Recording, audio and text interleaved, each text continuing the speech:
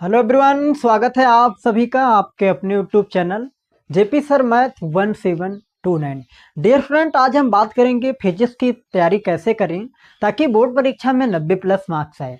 That means मैं कहना क्या चाहता हूँ, यदि इस वीडियो को आप अंत तक देखते हो तो फिजिक्स में 90 नंबर प्राप्त करने से कोई नहीं रोक सकता। इस बात की तो हम गारंटी ले रहे हैं अगर इस वीडियो को आप देखते हो अंत तक। तब तो ध्यान दीजिए, आप लोग को कुछ नहीं करना है। मैं जितना भी पॉइंट इस वीडियो में बता रहा हूँ, यदि आप लोग फॉलो करते हो तो फिजिक्स में अच्छा खासा नंबर 100% आएगा। यदि आप बोर्ड परीक्षा 2026 की तैयारी कर रहे हैं तो ध्यान दीजिए, फिजिक्स तो एक ऐसे समझिए कि टफ सब्जेक्ट होता है, लेकिन आप जो स्ट्रेटजी आपको बताऊंगा यदि वो फॉलो करोगे तो 100% नंबर अच्छा खासा आएगा।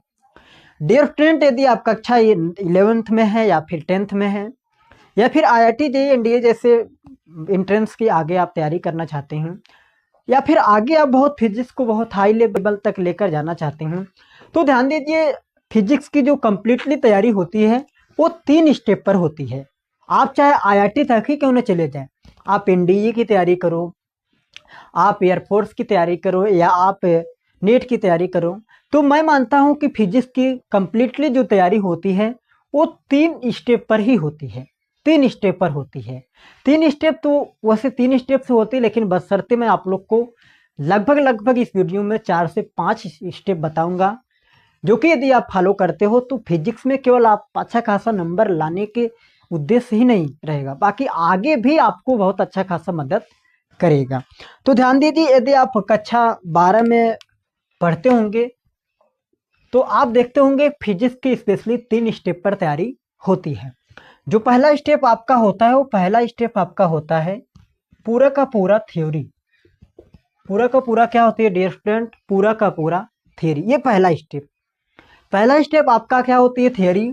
जो दूसरा स्टेप होता है वो आपका होता है डेरिवेशन। डेरिवेशन डेरिवेशन ये दूसरा स्टेप हो गया। जो तीसरा स्टेप होता है दोस्तों, वह आपका होता है न्यूमेरिकल। न्यूमेरिकल तो फिजिक्स का जान है, इस बात को ध्यान दीजिए। जो स्टूडेंट न्यूमेरिकल नहीं लगा पाता फिजिक्स में, वह कभी भी फिजिक्स में अच्छा खासा मार्क्स नहीं लेकर आ पाएगा। क्योंकि ध्यान दीजिए जी, आज तक जितने भी बोर्ड परीक्षा में प्रश्न आज तक बने हैं और जितने भी आगे भविष्य में बनेंगे, मैं मानता हूं कि 30 से 40% परीक्षा में, फिजिक्स की परीक्षा में न्यूमेरिकल ही आता है। और काफ़ी स्टूडेंट न्यूमेरिकल को लेकर भागते हैं, न्यूमेरिकल को देखकर डरते हैं। इसके पीछे सिर्फ 2-3 कारण हो सकता है कि आखिरकार वो न्यूमेरिकल को लेकर इतना ज़्यादा उनके मन में कठिनाई क्यों आता है और भागते क्यों हैं। इसका सिर्फ 2-3 रीजन है। पहला रीजन ये है कि उनको अच्छे से कॉन्सेप्ट नहीं पता रहता, उनको अच्छे से कॉन्सेप्ट क्लियर नहीं होता। कॉन्सेप्ट मतलब, कहने का मतलब, थियरी का पोर्शन जिसको अच्छे से क्लियर नहीं, वो न्यूमेरिकल नहीं लगा पाएगा। तो फर्स्ट ऑफ ऑल आप लोग को करना क्या होगा कि थियरी के कॉन्सेप्ट को अच्छे से क्लियर करिए। मैं मानता हूं कि न्यूमेरिकल लगाते वक्त 3 से 4 ही स्टेप होते हैं, लेकिन उनको सबसे पहले फॉलो करना होता है, तो इस बात को ध्यान दीजिए। तो सबसे पहले आप अपने फिजिक्स के जितने भी थियरी वाले पोर्शन हैं उनको अच्छे से क्लियर करिए। सबसे पहले थियरी को क्लियर करिए। दूसरा डियर स्टूडेंट, आप लोग को सबसे पहले थियरी को क्लियर करिए, फिर कॉन्सेप्ट को क्लियर करिए अच्छे से। जैसे ध्यान दीजिए, कॉन्सेप्ट क्या होती है, जैसे पर कहीं पर अगर लिखा जा रहा है तो 5 एम्पियर की धारा किसी तार में बह रही है, तो वहां पर यह भी समझना चाहिए कि हाँ, एम्पियर बात की जा रहा है मतलब किसकी बात की रही, धारा बात की जा रही मतलब धारा क्या होती है। तो सबसे पहले ये सब कॉन्सेप्ट आपको क्लियर रहना चाहिए। तो न्यूमेरिकल लगाते वक्त सबसे पहले आप अच्छे से कॉन्सेप्ट को समझें।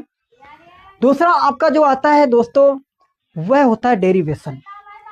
डेरिवेशन दैट मीन्स गणितीय गणना। इसका मतलब क्या होती है?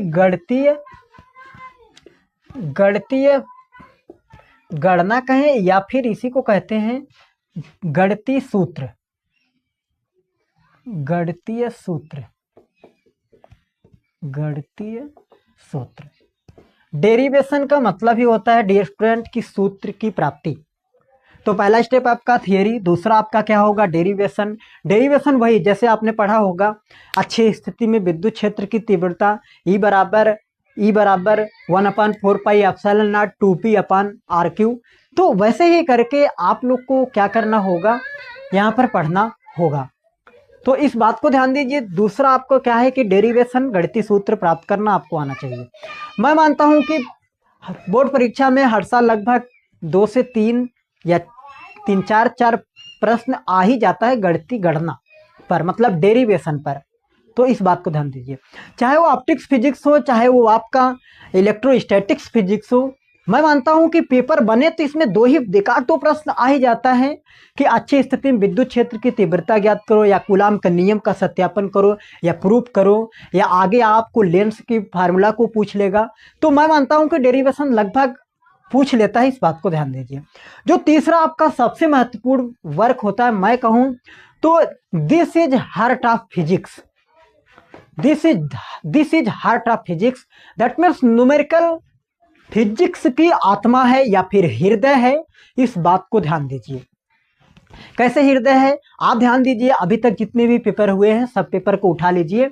मैं मानता हूं कि 25 से 30 नंबर का हर साल न्यूमेरिकल आता है, लिख के ले लो। हर साल 20 से 25-30 नंबर का फिजिक्स में न्यूमेरिकल आता ही है, और कई बच्चे न्यूमेरिकल को छोड़ देना चाहते हैं। तो इस बात को ध्यान दीजिए। और यार एक चीज मैं मानता हूं कि यदि आपको न्यूमेरिकल नहीं आता मतलब आपको फिजिक्स आता ही नहीं।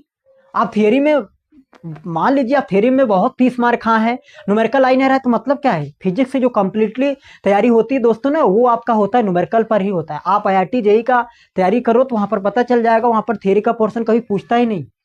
और थियरी का जब भी पोर्शन पूछेगा तो बहुत ही कॉन्सेप्चुअल क्वेश्चन पूछेगा, इस बात को ध्यान दीजिए, ना कि आंगा झांगा। तो फिजिक्स की जो कंप्लीटली तैयारी होती है वो आपका न्यूमेरिकल पर ही होता है, इस बात को ध्यान दीजिए। जो स्टूडेंट न्यूमेरिकल में पुअर हो गया वो फिजिक्स में 100% पुअर हो जाएगा। पुअर होने का सेंस कमजोर। फिजिक्स में आप यदि मजबूत होना चाहते हैं तो फर्स्ट प्रियोरिटी आप लोग को करना क्या है कि न्यूमेरिकल पर ज़्यादा से ज़्यादा फोकस करना है। मैं अपने टीचिंग लाइन के एक्सपीरियंस में 3 से 4-5 सालों में मैं ये सीखा हूँ कि जो बच्चा न्यूमेरिकल में कमजोर हुआ वो फिजिक्स में ऑटोमेटिक कमजोर हो जाएगा, क्योंकि हर साल पेपर में 25 से 30 नंबर न्यूमेरिकल आता है। मैं बार बार इस चीज को सूचित कर रहा हूं, तो आप लोग को न्यूमेरिकल पर ज्यादा से ज्यादा फोकस करना है, इस बात को ध्यान दीजिए। और न्यूमेरिकल आएगा कैसे, मैं बार बार कहता हूं न्यूमेरिकल तभी आएगा जब आपको कॉन्सेप्ट अच्छे से क्लियर हो, फार्मूला अच्छे से याद हो आप लोग को। फार्मूला, इसमें फार्मूला भी जोड़ लीजिए। फिजिक्स का फार्मूला को रिलेट करके याद रहना चाहिए जी। फार्मूला यदि नहीं याद है न्यूमेरिकल नहीं लगेगा। न्यूमेरिकल लगाने का हम आपको कॉन्सेप्ट तो बता दिए हैं वीडियो में, लेकिन यहाँ भी देख लीजिए आप। सबसे पहले आपको करना क्या है, सबसे पहले लिखना है कि इसमें गिवन दैट क्या है। फिजिक्स न्यूमेरिकल लगाते वक्त सबसे पहले गिवन दैट लिखना है। फिर आपको देखना है कि उसमें फाइंड क्या करना है, फाइंड आउट, उसमें फाइंड क्या करना है। उसके बाद दोस्तों जैसे ही इतना चीज करने के बाद आप लोग के दिमाग में तुरंत उससे संबंधित, उससे कोरिलेटेड फार्मूला आपके दिमाग में आना चाहिए। फार्मूला तुरंत आपके दिमाग में आना चाहिए, इस बात को ध्यान दीजिए। मैं मानता हूं कि जो फार्मूला को कोरिलेट कर लिया फिजिक्स में, जो फार्मूला को कोरिलेट कर लिया 100% वो फिजिक्स में मजबूत होगा, इस बात को ध्यान दीजिए। तो फार्मूला तो आपके दिमाग में तुरंत याद आना चाहिए जी। कहीं पर पूछे रेखीय आवेश घनत्व पूछ रहा है, मतलब कौन सा फार्मूला लगेगा, तब वहां पर आप लोग को ये बताना होगा क्या रेखीय आवेश घनत्व का क्या फार्मूला होगा। तो इस बात को ध्यान दीजिए, तब वहां पर ऐसे समझ में आएगा ना। कहीं पर आपको कूलाम के नियम पर फार्मूला, मतलब कूलाम के नियम पर आंकिक प्रश्न आ गया, कूलाम का नियम आपको याद ही नहीं है, तो घंटा लगा पाओगे न्यूमेरिकल, नहीं लग पाएगा, कभी नहीं लग पाएगा। विद्युत फ्लक्स से आपसे पूछ लिया कि विद्युत फ्लक्स फाई बराबर ई इंटू ए, तो वहां पर यह भी समझना चाहिए कि हाँ ई क्या है, विद्युत क्षेत्र तीव्रता, ई क्या है, क्षेत्रफल, अनुप्रस्थ काट का क्षेत्रफल, और फ्लक्स क्या, और फाई क्या है, फ्लक्स है, विद्युत फ्लक्स। लंबवत निकलने वाली बल रेखाओं की संख्या को फ्लक्स कहते हैं। तो फर्स्ट प्रियोरिटी कॉन्सेप्ट को क्लियर करना है, और दूसरा कि आप लोगों को फार्मूला याद रहना चाहिए। फार्मूला नहीं याद है न्यूमेरिकल नहीं लग पाएगा, और जब आप न्यूमेरिकल में पुअर हो जाएंगे तो यह सपना आपका चूर चूर हो जाएगा, यह सपना 100% चूर चूर हो जाएगा, इस बात को ध्यान दीजिए। यह सपना तुरंत चूर चूर हो जाएगा अगर इस चीज को आप फॉलो नहीं करोगे तब। तो इस बात को ध्यान दीजिए। डियर स्टूडेंट, अंत में हम सिर्फ इतना ही कहेंगे कि यदि आप फिजिक्स में अच्छा खासा नंबर लेकर आना चाहते हैं तो अभी आप लोगों के पास 1.5 महीने का टाइम है। 1.5 से 2 महीने का टाइम है। इस टाइम में आपको करना क्या है, फर्स्ट प्रायोरिटी आपका है कि आप थियरी का अलग से नोट्स बनाएं। थियरी का अलग से आप लोगों के पास नोट्स हो, थियरी का अलग से आप लोगों के पास नोट्स हो, डेरिवेशन का अलग नोट्स हो, उसके बाद न्यूमेरिकल का अलग नोट्स हो। यदि इतने अच्छे से आप पढ़ाई करोगे तो फिजिक्स में 100% नंबर आएगा। चौथा स्टेप यह है दोस्तों का आप लोग को सूत्र तो 100% याद रहना चाहिए। 100% सूत्र याद रहना चाहिए। यदि सूत्र नहीं याद है भैया तो आप भूल जाइए कि न्यूमेरिकल में आप कुछ अच्छा कर पाएंगे। तो इस बात को ध्यान दीजिए। और यहाँ पर ध्यान दीजिए कि कई बार होता क्या है, इतना सब याद है तब भी न्यूमेरिकल नहीं बनता। क्यों न्यूमेरिकल नहीं बनता पता है? इसके पीछे भी एक कॉन्सेप्ट और होता है, राशियों की परिवर्तन। राशियों की परिवर्तन, राशियों की परिवर्तन। यहां पर आप लोग को राशियों के परिवर्तन भी आना चाहिए। जैसे मान लीजिए कहीं पर दे दिया सेंटीमीटर, इसे मीटर में चेंज करना हो। कहीं पर आपको किलोमीटर दे दिया, इसे मीटर में चेंज करना हो। आपको मान लीजिए डेसीमीटर दे दिया, इसे मीटर में चेंज करना हो। माइक्रोमीटर दे दिया तो इसे मीटर में चेंज करना हो। तो ये सब भी आप लोग को पता होना चाहिए, पता होना चाहिए तभी लगा पाओगे, अदरवाइज नहीं लगेगा। जैसे आपसे कभी कह दिया कि 5 माइक्रोकुलाम, तो 5 माइक्रोकुलाम, अब यहाँ पर ध्यान दीजिए जो माइक्रोकुलाम है इसे आप लोग को तुरंत कुलाम में बदलना होगा। तो यहाँ पर यह भी पता होना चाहिए कि हाँ माइक्रोकुलाम को कुलाम में बदलने के लिए 5 गुणे 10 के घाते -6 से गुणा करेंगे तो आपका किस में बदल जाएगा, या आपका कुलाम में बदल जाएगा। कहीं पर कह रहा 3 मिली कुलाम, तो मिली कुलाम को कुलाम में बदलेंगे 10 के घाते -3 से गुणा करेंगे। कहीं पर आपको कह दिया कि नैनो कुलाम, तो नैनो कुलाम को कुलाम बनाने के लिए 10 घाते -9 से गुणा करना होगा। तो इस बात को ध्यान दीजिए, अगर राशियां परिवर्तन आ गया तो फिजिक्स का न्यूमेरिकल कुछ नहीं है, अगर राशियों का परिवर्तन आ गया तब। तो ये चौथा पांचवा स्टेप है आपका कि राशियों का परिवर्तन भी आना चाहिए, नहीं आएगा तो गड़बड़ी। अच्छा ये ऐसा क्यों करते हैं जी कि राशियां मान लीजिए सेंटीमीटर में तो सेंटीमीटर क्यों नहीं रख सकते हैं? क्योंकि यहाँ पर बताया जाता है कि जितने भी इंटरनेशनल नेशनल जो कंट्रीज हैं वह क्या करती हैं, एसआई पद्धति पर काम करते हैं। एसआई पद्धति पर काम करते हैं। एसआई पद्धति इंटरनेशनल सिस्टम, जिसे एमकेएस पद्धति भी कहते हैं। एमकेएस पद्धति दोस्तों ये कहता है, आप समझिए एक बार, एमकेएस पद्धति, यह प्रणाली या पद्धति या सिस्टम यह कहता है कि जो आपका डिस्टेंस होगा वो किस में मापा जाएगा, मीटर में मापा जाएगा। जो आपका द्रव्यमान होगा वो आपका किलो में मापा जाएगा। समय किस में मापा जाएगा, समय सेकंड में मापा जाएगा। तो कहीं पर डिस्टेंस आपको सेंटीमीटर में दिया है, डेसीमीटर में दिया है, माइक्रोमीटर में दिया है, फार्मीमीटर में दिया है, तो वहां पर आप लोगों को मीटर में चेंज करना होगा। क्यों होगा? क्योंकि ये मानक पद्धति है कि आपको उसमें करना है। इस बात को ध्यान दीजिए।